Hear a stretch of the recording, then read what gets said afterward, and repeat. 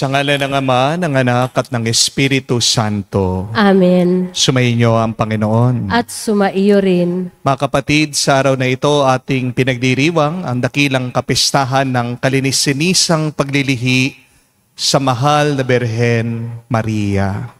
We are celebrating the feast, the solemnity of the Immaculate Conception of Mary.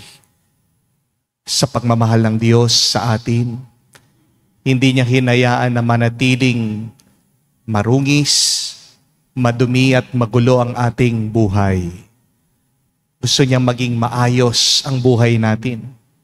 Kaya naman, hinayaan niya maging malinis ang paglilihi sa ating mahal na Inang Maria para ang maging bunga ng kanyang sinapupunan, ang ating Panginoong Jesucristo, ay maging daan ng ating kaligtasan. Para tayo muli ay makitang karapat-dapat makatanggap sa mga banal na misteryo. Pisan natin ang banal na misang ito sa pamagitan ng ating pagpapakumbaba, paghingi muli sa kanyang tulong at awa. Inaamin ko Sa makapangyarihang Diyos at sa inyo mga kapatid, na lubha akong nagkasala sa isip, sa salita, sa gawa at sa aking pagkukulang. Kaya isinasamo ko sa mahal na Birheng Maria, sa lahat ng mga anghel at mga banal, at sa inyo mga kapatid, na ako'y ipanalangin sa Panginoong ating Diyos. kaawaan tayo ng makapangyarihang Diyos, patawarin tayo sa ating mga kasalanan, patnubayan tayo sa buhay na walang hanggan. Amen. Panginoon, kaawaan mo kami. Panginoon, kaawaan mo kami. Kristo, kaawaan mo kami. Kristo, kaawaan mo kami. Panginoon, kaawaan mo kami. Panginoon, kaawaan mo kami. Gloria in excelsis Deo.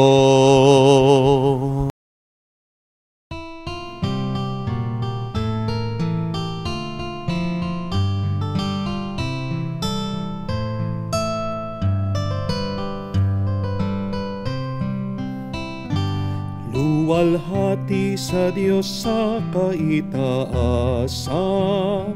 kaloob sa lupa ay kapayapaan. Pinupuri ka at ipinangdarangal, sinasamba ka dahil sa dakila mong kalwalhatian.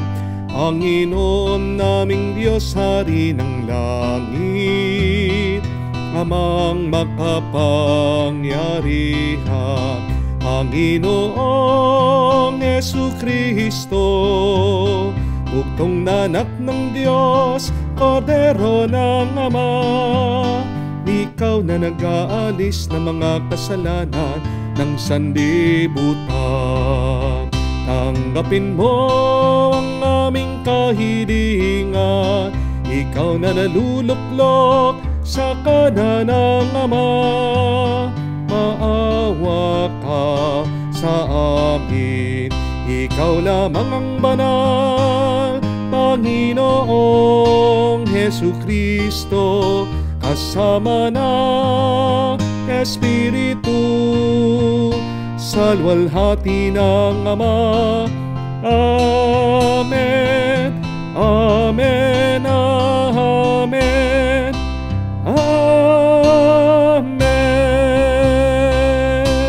Manalangin tayo. Ama namin makapangyarihan, para sa iyong anak ay inilaan mong maging marapat na tahanan ang mahal na Birhen, pinaglihing walang minanang kasalanan. At siya'y binukod mo para wag madamay sa pagkamasuwain ng lahat. Pakundangan sa kamatayang akuin ng iyong anak. Bilang tugon sa kanyang pagdalangin, loobin mo kami maging dalisay upang kami maging dapat na makadulog sa iyong harapan sa pamagitan ni Jesucristo kasama ng Espiritu Santo magpa sa walang hanggan. Amen.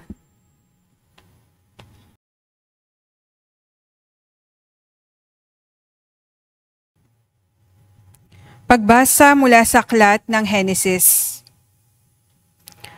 Pagkakain ni Adan sa bunga ng puno, tinawag siya ng Panginoon at tinanong, "Saan ka naroon?"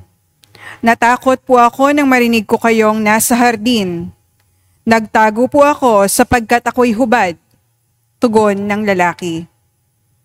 "Sinong may sabi sa iyong hubad ka?" tanong ng Diyos. "Bakit kumain ka ba ng bungang ipinagbabawal ko?" "Kasi pinakain po ako ng babaeng ibinigay ninyo sa akin," tugon ng lalaki. "Bakit mo naman ginawa iyon?" tanong ng Diyos sa babae. "Mangyari po'y nilinlang ako ng ahas, kaya ako'y natuksong kumain," tugon naman niya. At sinabi ng Panginoon sa ahas, "Sa iyong ginawa'y may parusang dapat, na tanging ikaw lang yaong magdaranas. Ikaw ay gagapang, ang hatol kong gawad, at alikabok ang pagkaing dapat. Kayo ng babae laging mag-aaway, binhi mo't binhi niya'y laging maglalaban. Ito ang dudurog ng ulo mong iyan, at ang sakong niya'y ikaw ang tutuklaw." Eva ang itinawag ni Adan sa kanyang asawa, sapagkat ito ang ina ng sangkatauhan. Ang salita ng Diyos. Salamat sa Diyos.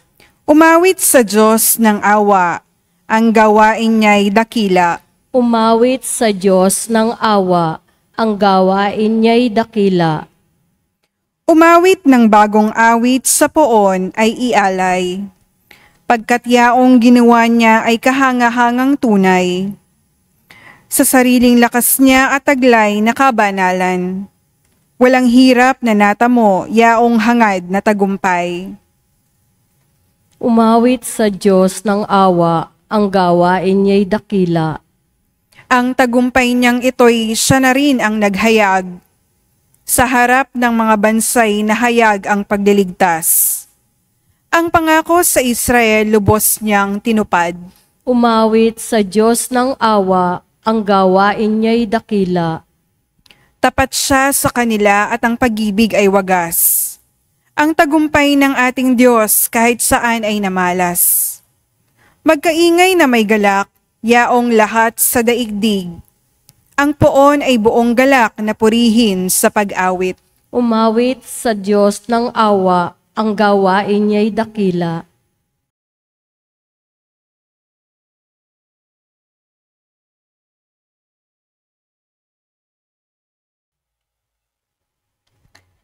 Pagbasa mula sa sulat ni Apostol San Pablo sa mga taga-Efeso. Magpasalamat tayo sa Diyos at Ama ng ating Panginoong Hesukristo. Pinagkalooban niya tayo ng lahat ng pagpapalang espiritual dahil sa ating pakikipag-isa kay Kristo. At sa ating ngang pakikipag-isang ito, hinirang na niya tayo bago pa nilikha ang sanlibutan upang maging banal at walang kapintasan sa harapan niya. Dahil sa pag-ibig ng Diyos, tayo'y kanyang itinalaga upang maging mga anak niya sa pamamagitan ni Hesukristo. Iyan ang kanyang layunin at kalooban. Purihin natin siya dahil sa kanyang kahangahangang pagkalinga sa atin sa pamamagitan ng kanyang minamahal na anak. At dahil kay Kristo, kami naging bayan ng Diyos na nagsagawa ng lahat ng bagay ayon sa kanyang panukala at kalooban. Nangyari ito nang kami hirangin niya noon pang una. Kaming mga unang umasa kay Kristo at sa lalong ikadadakila niya. Ang salita ng Diyos. Salamat sa Diyos.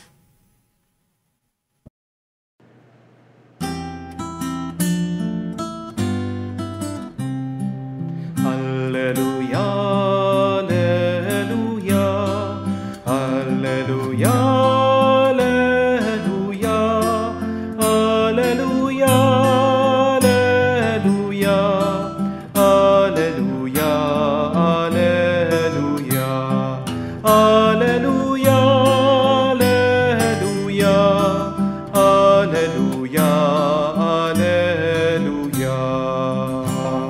Aba, Ginoong Maria, napupuno ka ng grasya. Diyos ay kapiling mo tuwina. Alleluia, Alleluia.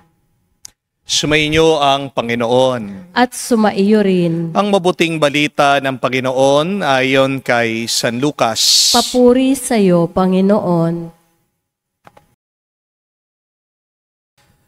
Nung panong yun, ang Anghel Gabriel ay sinugo ng Diyos sa Nazaret, Galilea, sa isang dalaga na ang pangalay Maria.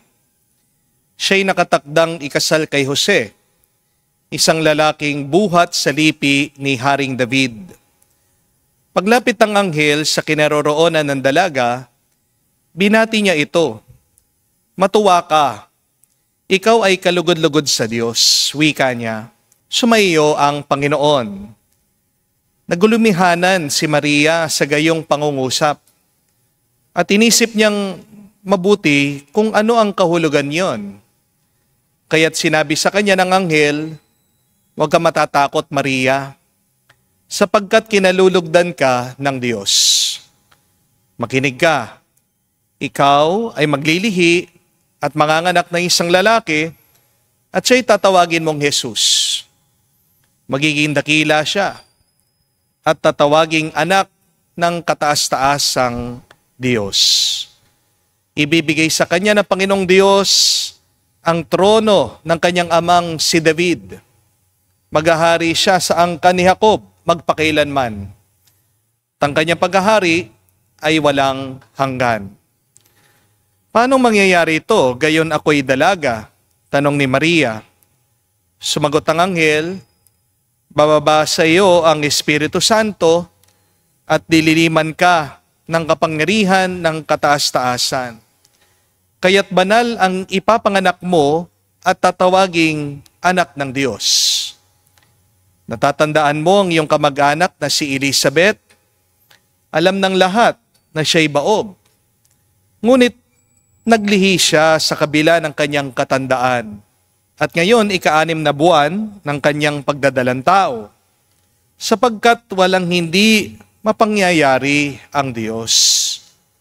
Sumagot si Maria, "Ako'y alipin ng Panginoon. Mangyari sa akin ang iyong sinabi." At nilisan siya ng anghel. Mga kapatid, ang mabuting balita ng ating Panginoon. Pinupuri ka namin, Panginoong Hesukristo. Magandang araw po muli sa inyong lahat. Mga kapatid, napansin niyo po ba, napakadali para sa atin ang magreklamo. Pero bago tayo sana magreklamo, sana magmuni-muni tayo. Before you complain, look at the blessings behind the mess of your life. Kasi isipin nyo lamang po ito. Kapag naghuhugas ka ng pinggan, tandami mong hinuhugasan, ang unang instinct natin ay magreklamo, sabihin, "Ay nako, ako na naman. Di naman ako kumain pagkatapos ako maghuhugas." Pero sana isipin nyo ito. Kaya maraming pinggan kasi may pagkain kayo. Kung walang laman ang mesa, wala kang huhugasan. Amen? So instead of complaining, magpasalamat ka kasi nabusog kayo. Amen? Kung magulo ang sala nyo, kasi katatapos pa lang maglaro ng mga bata. Oo, pwede mong sabihin, "Grabe naman ang kalat." Pero tatanungin ko po kayo, anong mas pipiliin nyo? Yung malinis at tahimik yung bahay dahil wala kang anak? O kahit na magulo yung bahay nyo, pero naging masaya at malusog buhay ang anak mo? Merong mga mag-asawa hanggang ngayon umiiyak sila sa Diyos, nananalangin silang magkaanak. Samantalang ikaw, nagrereklamo ka, ang kalat-kalat ng anak mo. Kalat lang yan. Sana ma-realize mo, mas mahalaga na buhay, masaya, at malusog ang anak mo. Amen? Kapag ang sasakyan mo ay napakadumi, huwag ka munang maiirita. Magpasalamat ka muna. Kasi ibig sabihin, may sasakyan ka. Amen? Maraming mga tao, pamasahe lang ang meron sila. Meron pa nga mga iba, walang pamasahe. Naglalakad lang, papasok sa kanilang trabaho. Kapatid, tandaan niyo po ito. Whenever you see dirt, it is a sign of life. Ang madumi ay hindi patay. Ang marumi ay gumagalaw, kumikilos, nagmamahal, at nabubuhay. Understand, God never complains when He sees your mess. Tayo, konting dumi lang, nagagalit na tayo. Pero alalahanin niyo ang Diyos. Hindi siya nagrereklamo kahit na nagdudumi o nagkakalat tayo. Nung nagkasala si Adan at si Eva, dinumihan nila yung magandang gawa ng Diyos. Pero tinodas ba ng Diyos ang tao? Winalis ba niya? Inalis ba niya si Adan at si Eva? Di ba hindi? God did not destroy them because of their mess. Rather, God entered their mess. Ganyan tayo kamahal ng Diyos. Dahil alam ng Diyos na ang buhay ng tao ay talagang magulo. Alam niya, ang tao minsan matigas ang ulo, paulit-ulit na nagkakamali. At ang Diyos hindi natatakot madumihan. Siya nga ay yumuko, humawak siya ng lupa. See, God will roll up His sleeves and will start cleaning your life. Bakit? Because love does not run away from dirt. Love cleans the one it loves. Tandaan nyo yan. Nililinis sa nagmamahal ang minamahal niya. The Immaculate Conception is God's cycle of cleaning beginning with Mary. Bakit po natin pinagdiriwang itong kapistahan ng kalinis-sinisan na paglilihi ni Maria ngayong Adviento? Because before God can clean us, He first prepared the clean vessel through which the Savior would enter the world. Malinis ang paglilihi ni Maria, hindi dahil magaling siya, kundi dahil mahal tayo ng Diyos. God wanted His Son to be born in a womb that is unstained, untouched by sin, pure, and perfectly surrendered. Naging malinis si Maria, umpisa pa lang ng buhay niya. Hindi dahil kailangan siya, kundi dahil gusto ng Diyos. At dito niya ipinakita kung paano siya nagmamahal. Kasi kapag mahal mo, pipiliin mo yung pinakamainam, yung pinakamalinis, yung pinaka-the best. Di po ba? Mary's purity is not her trophy. It is God's gift to her so that one day we may all experience the cleansing that only Jesus can bring. Kung ang gulo ng iyong buhay, yan ay tanda pa rin na buhay ka. Amen? Ang Immaculate Conception ay tanda na ayaw ng Diyos na manatili kang marumi. Pinadala ng Diyos si Jesus para ituwid ang baluktot, para hilumin ang nasira, para linisin ang nadungisan, at para ibalik ang naligaw. Pinakita ng Immaculate Conception, hindi ka naman talaga iniiwan ng Diyos sa pagkadapa mo. Nililinis ka niya at hindi ka pinapabayaan ng Diyos. Cleanliness reflects care. And God cares for you. Diba? Kapag merong isang matanda na kahit na hindi makagalaw, pero ang bango-bango niya, anong ibig sabihin? Meron siyang mga anak at apo na nag-aalaga ng mabuti sa kanya. Na kahit na siya ay magdumi, siya ay nililinis, siya ay iniingatan ng mabuti. Ganyan din, di po ba? Kapag mabango ang isang banyo, kahit na maraming gumagamit, isang tahimik na naglilinis, kahit na hindi siya pinupurihan. Kapag sariwa pa rin ang amoy ng kwarto, kahit na may problema sa bahay. Ibig sabihin, may isa na inuuna niyang mag-ayos kaysa sa magreklamo. Kapag makintab ang sapatos ng isang bata kahit na mahirap siya, ibig sabihin meron siyang isang magulang na nag-aalaga sa kanya kahit nakapos sa buhay. When you take care of something, you clean it. God cleaned Mary because He cared. God cleansed humanity through Jesus because He loved. Today, God continues cleaning you because you matter. You are important. You are a beloved of God. Madalas, marami pong lumalapit sa akin, nagpapa-counseling, lalong-lalo na po yung mga mag-asawang nag-aaway. Isa sa mga unang tinatanong ko sa kanila, lalong-lalo na sa babae, ano ba nagustuhan mo dito sa asawa mo? Bakit pinakasalan mo siya? Madalas ang sagot, Father, ganyan na po talaga yung mister ko noon pa. Nasinggero, babaero, sugarol, pero tanggap ko po, minahal ko siya. Minsan, dagdag pa nila ito. Kaya tinanggap ko po siya kasi umaasa ako na mababago ko siya. Ang ganda po ng intention, no? Pero bakit madalas nabibigo? Simple lang. Kasi mag-isa siya na sinusubukan niyang linisin. Yung kaluluwa na hindi niya kayang linisin. Kapatid, tandaan niyo po yan. Tao ka din. Marumi ka din minsan. Mahina ka. May limitasyon ka. Kaya ikaw ay napapagod. Kaya ikaw ay naproprostrate. Kaya ikaw ay umiiyak. Pero ang mabuting balita, yung hindi mo kayang linisin ng Diyos. Yung hindi mo kayang ayusin ng Diyos. Ang hindi mo kayang palambutin ng Diyos.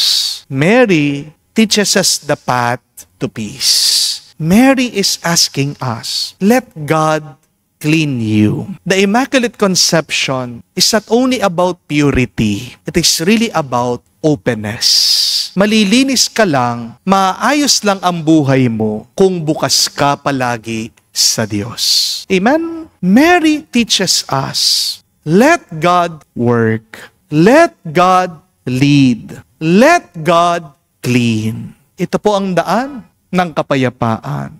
Remember that peace is not the absence of problems, but peace is the presence of God who never gets tired of cleaning our mess. Payapa ka dahil alam mo meron kang isang Diyos na handang ayusin, ituwid kapag ikaw ay nagkalat, kapag naging magulo na ang iyong buhay. So if you want peace this Advent, first stop complaining. Tigilan mong pagrereklamo. Start seeing the blessing in your mess. Kahit nagaano kagulo ang iyong buhay, may pagpapala pa rin dyan. Pagpasalamat ka palagi sa Diyos.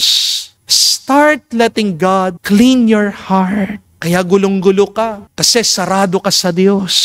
Start trusting God's timing and start surrendering everything to God like Mary. Mga kapatid, baka ang buhay nyo ngayon ay magulo. Baka ito ay marumi. Baka paulit-ulit kang nagkakamali. Baka pagod ka na sa pag-aayos sa buhay mo dahil wala namang nangyayari. Tandaan nyo, meron tayong isang Diyos na hindi napapagod sa paglilinis, sa pag-aayos. Kahit napagod ka, hindi siya mapapagod. Kung nagawa ng Diyos na ihanda si Maria para maging malinis siya, kaya rin niyang linisin ang buhay niyo. Kahit nagaano pa yang karami, kahit nagaano pa yan kagulo. Let God do what He does best. He fixes, He restores, He cleanses, He makes all things new. Kaya sa araw pong ito, sa kapistahan po ng Immaculate Conception, sabihin lang natin sa Diyos, Lord, linisin niyo po ako. Ayusin niyo po ako. Dahil gusto ko pong manahan kayo sa aking buhay. Pag kayo ay nandito na, katabi ko, kasama ko, naway ako'y maging pagpapala sa iba. Sabihin din natin, mga kapatid, manalangin tayo sa ating mahal na ina, O Mary, conceived without sin, pray for us who recourse to you. Amen.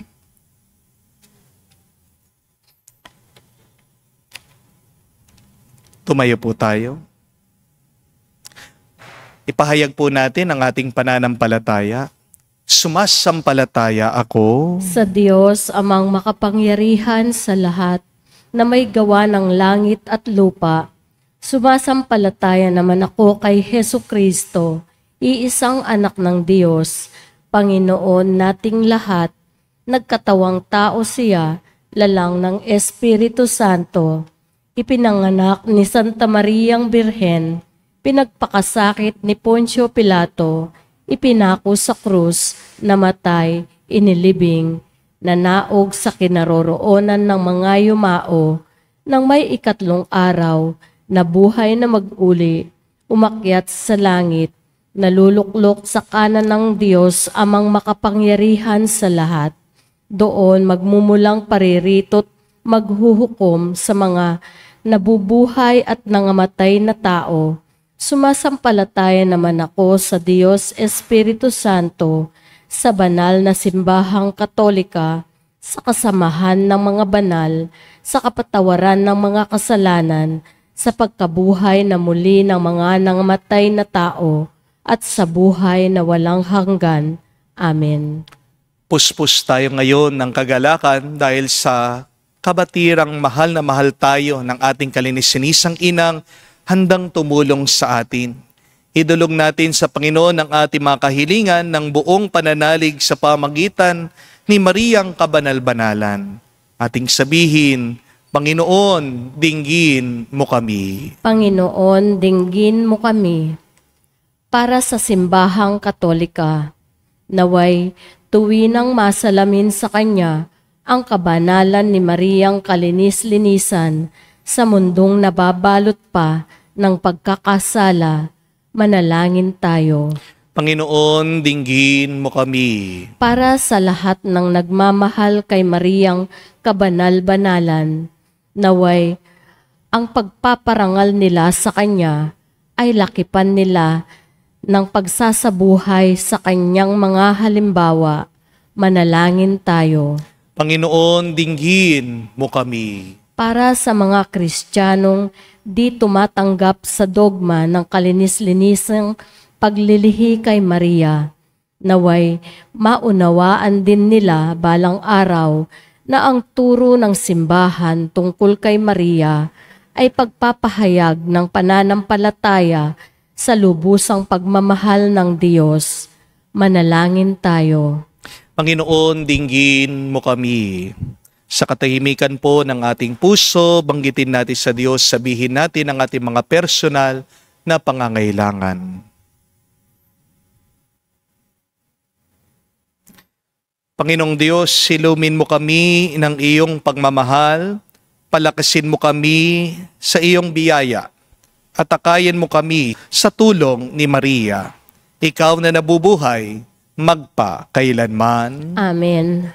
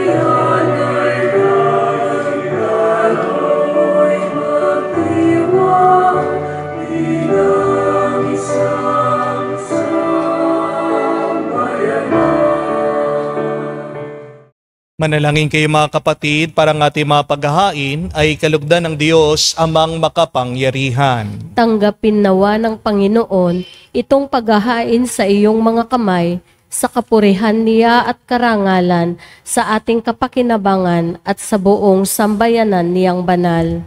Ama naming lumikha, ang handog na nagliligtas ay aming inihahain sa iyong dambana.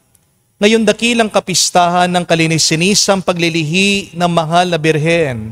Tanggapin mo ito at ipagkaloob mo, pakundangan sa kanyang kahilingan, na katulad ng pagkasagip mo sa kanya, sa pagkasangkot, sa pagsuway ng tanan. Kami mga sumasampalataya sa iyong kaloob sa kanya ay mahango sa tanang kasalanan. Niluluhog namin ito sa pamagitan ni Jesucristo, kasama ng Espiritu Santo, magpa sa walang hanggan. Amen. Sumainyo ang Panginoon. At sumaiyo rin. Itaas sa Diyos sa inyong mga puso at diwa. Itinaas na namin sa Panginoon. Pasalamatan natin ang Panginoong ating Diyos. Marapat na siya ay pasalamatan. Ama naming makapangyarihan, tunay nga marapat na ikaw ang aming pasalamatan. Di mo tinulot masangkot sa dating pagsuway ang mahal na Birheng kabanal-banalan na iyong lubos na kinalugdan upang sa anak mo siya ay magluwal. Sa kanya mababanag ang sambayanang kabiyak ng dalisay at walang bahid kataksilan. Laang magbigay ng puspos kalinisan sa mga nananabik sa anak mong mahal, ng korderong nag-alis sa aming kasalanan. Ang mahal na Birhen ngayon iyong inilaang maging katawang huwaran sa katapatan. Kaya kaisa na mga anghel nagsisiawit ng papuri sa iyo. Nang walang humpay sa kalangitan, kami nagbubunyi sa iyong kadakilaan.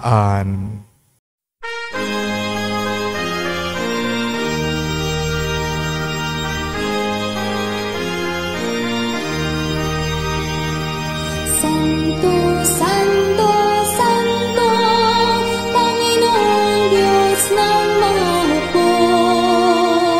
Napupuno ang langit at lupa ng kadakilaan mo. Hosana sa kaitasan, pinagpalang na paninito sa ngalan ng Panginoon. Hosana sa kaitasan, Hosana sa kaitasan.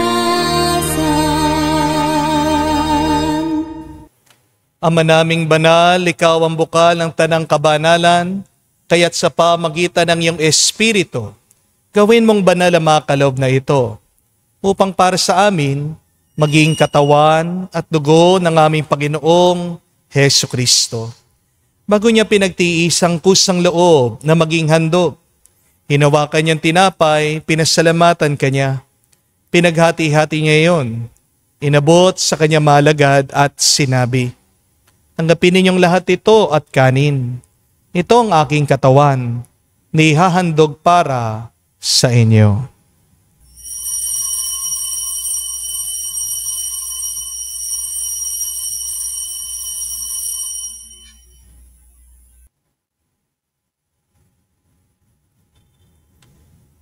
Gayon din naman nung matapos ang hapunan, hinawakan niya ang kalis. Muli kanyang pinasalamatan. Nabot niya ang kalis sa kanya malagad at sinabi, "Tanggapin ninyong lahat ito at inumin. Ito ang kalis ng aking dugo, ng bago at walang hanggang tipan. Ang aking dugo na ibubuhos para sa inyo at para sa lahat, sa ipagpapatawad ng mga kasalanan. Gawin ninyo ito sa pag-alaala sa akin."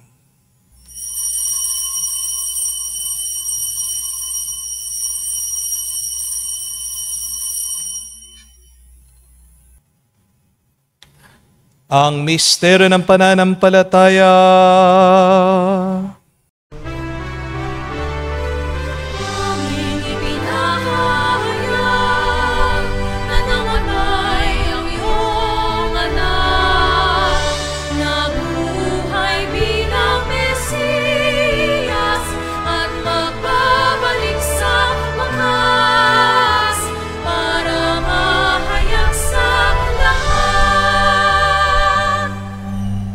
Ama, ginagawa namin ngayon ang pag-alaala sa pagkamatay muling pagkabuhay ng iyong anak. Kaya tiniyalay namin sa iyong tinapay nagbibigay buhay at ang kalis na nagkakaloob ng kaligtasan. Kami nagpapasalamat dahil kami iyong minarapat na tumayo sa harap mo para maglingkod sa iyo. Sinasamo namin kami magsalo-salo sa katawan at tugon ni Kristo ay mabuklod sa pagkakaisa sa pamagitan ng Espiritu Santo. Amalingapin mong iyong simbahan laganap sa buong daigdig. Puspusin mo kami sa pag-ibig. Kaisa ni Leon ang aming Santo Papa, si Florentino aming Arsobispo at ng Tanang Kaparian. Alalahanin mo rin ang aming mga kapatid na nahimlay. May pag-asang sila'y muling mabubuhay. Gayon din naman lahat ng mga pumanaw.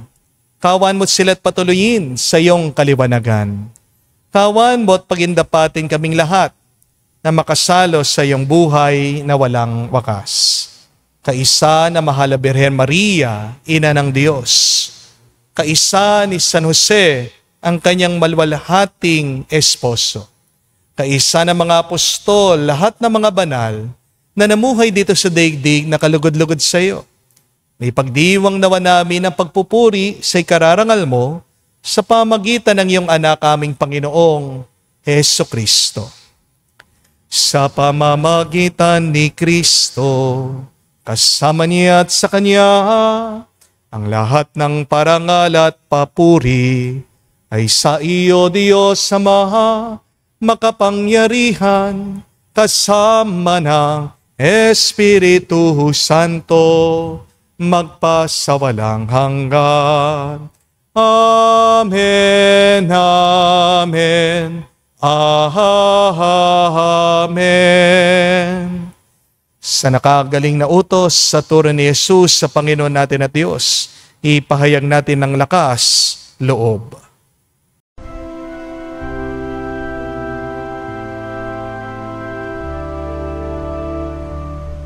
Ama namin, sumasalangit ka, sambahin ang ngalan mo, mapasa amin ang kaharian mo, sundin ang loob mo dito sa lupa para nang sa langit. Bigyan mo kami ngayon ng aming kakanin sa araw-araw at patawarin mo kami sa aming mga sala para ng pagpapatawad namin sa nagkakasala sa amin. At huwag mo kaming ipahintulot sa tukso at iadya mo kami sa lahat ng masama. Hinihiling namin kami adya sa lahat ng masama, pagkalooban ng kapayapaan araw-araw, iligtas sa kasalanan, at ilayo sa lahat ng kapahamakan, samantalang aming pinanabikan ang dakilang araw ng pagpapahayag ng tagapagligtas naming si Hesukristo. Sapagkat iyo ang kaharian at ang kapangyarihan at ang kapurihan magpakailanman. Amen. Panginoong Hesukristo, sinabi mo sa mga apostol, kapayapaan ang iniwan ko sa inyo. Ang aking kapayapaan binibigay ko sa inyo. Tungayan mo ang aming pananampalataya at huwag ang aming pagkakasala. Pagkalooban mo kami ng kapayapaan at pagkakaisa ayon sa iyong kalooban. Kasama ng Espiritu Santo, magpa sa walang hanggan. Amen. Kapayapaan ng Panginoon ay laging sumainyo. At sumaiyo rin. Magbigayan po tayo ng kapayapaan sa bawat isa. Peace with you po. Kapayapaan po sa inyong lahat.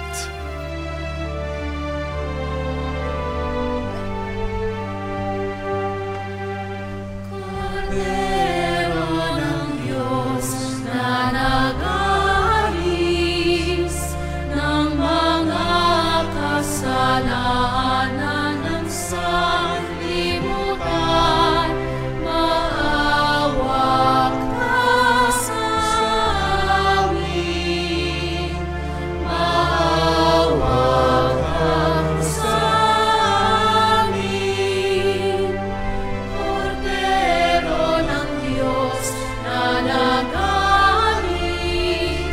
ng mga kasalanan ng sanlibutan, maawa ka sa amin.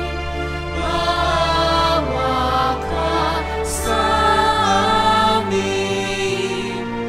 Cordero ng Diyos na nag-aalis ng mga kasalanan ng sanlibutan, ipagkaloob mo sa amin ang kapayapaan.